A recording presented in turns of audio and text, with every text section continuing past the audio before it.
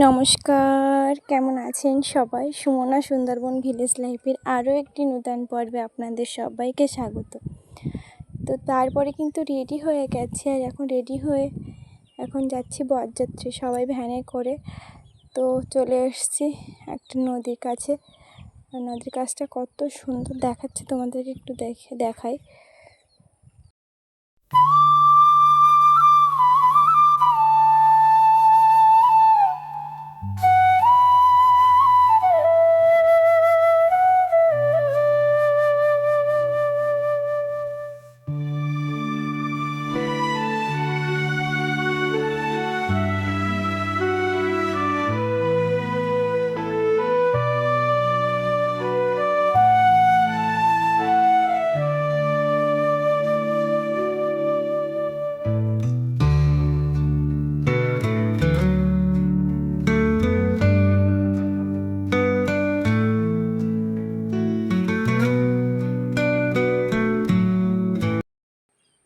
আর এই যে স্কুলটা দেখাচ্ছি, এই স্কুলে কিন্তু আমি মাধ্যমিক পরীক্ষা দিতে এসেছিলাম, সেখানেই দাঁড়িয়েছিলাম। আর এদিকে ওরা পালকি নিয়েও চলে এসছে। আর এখান থেকে হেঁটে গিয়ে এখনও মেয়ের নান্দিমুখ শেষ হয়নি, সেই জন্য পাশের বাড়িতে গিয়ে আমরা সবাই মিলে বসেছিলাম। তারপরে একটু পরে চলে এসেছি। এসে কিন্তু এখানে গেটে মিষ্টি খাওয়ানো চলছে নতুন জামাইকে।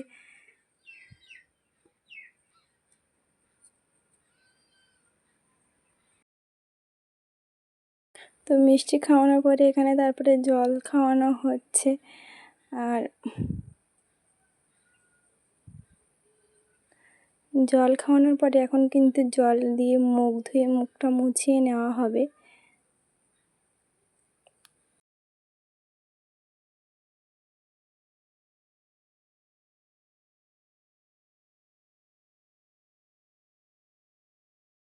তো গেটের রিচুয়াল তো শেষ হয়ে গেছে, আর এখন কিন্তু আমরা ভিতরে চলে যাচ্ছি সবাই মিলে বিয়ের জায়গায় একেবারেই। কারণ গোধূলিতে যেহেতু বিয়ে, আর নান্দিমুখ হয়নি বলে আমরা কিন্তু বাইরেই ছিলাম, সেই জন্য দেরি একটু হয়ে গেছে। আর আমরা কিন্তু ভিতরে চলে এসেছি।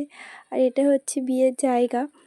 আর বিয়ের জায়গায় কিন্তু সমস্ত কিছু কিন্তু রেডি করা ছিল। আর এখানে আমাদের বাঙালির মধ্যে রিচুয়াল আছে যে শালা নাকি গুড় চাল মারে, তো সেটাই এখন এখানে হচ্ছে। আর তারপরেই এখানে আরও যেসব কাজকর্ম ছিল সব কিছুই হচ্ছিল। তারপরে এখানে শাশুড়ি মা এসছেন বাটা ধরার জন্য, তো বাটা নিয়ে দাঁড়িয়ে আছে। আর ওখানে কিন্তু জামাই উপরে শাড়ি দিয়েছে। আর তারপরে কিন্তু এখানে বিয়েতে বসে পড়েছে।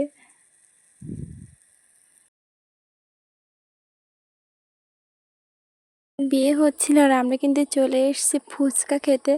তো দাঁড়িয়ে পড়েছি, আর সর্বপ্রথম ফুচকা কিন্তু আমরাই খেয়েছিলাম।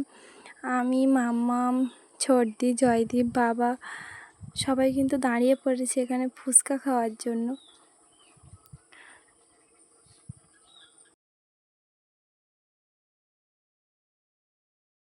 ফুচকা খাওয়া কমপ্লিট করে কিন্তু আমরা আবার প্যান্ডেলের বিয়ের জায়গায় চলে এসেছিলাম।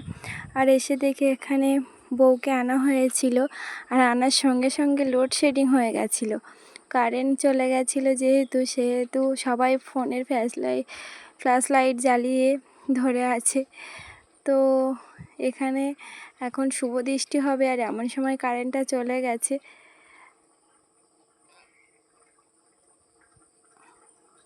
তো এরপরে হচ্ছিল শুভ দৃষ্টি, মালা বদল, সম্পূর্ণ বিয়ের পর্বটা দেখতে থাকুন, আশা করি ভালো লাগবে।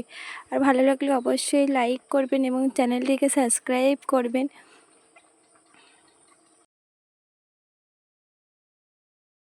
আর আমাদের এখানকার নিয়ম অনুযায়ী এখানে কিন্তু ঘটি নিয়ে 7 পাক হচ্ছিল। ঘটি নিয়ে এখানে 7 পাক হচ্ছিল। মানে একটা করে পাক দিতে হবে, আর পায়ে এসে জল দিয়ে প্রণাম করতে হবে। তো 7 বার এটা করতে হবে, তো সেটাই এখন হচ্ছিল।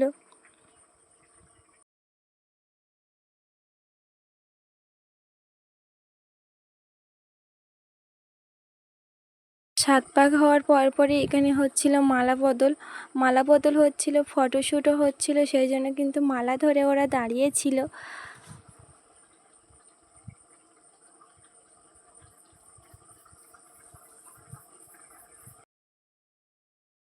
আর তার পরপরই কিন্তু এখানে শুভ দৃষ্টি হওয়ার জন্য কিন্তু ওদের দুজনকে ঢেকে দেওয়া হয়েছে।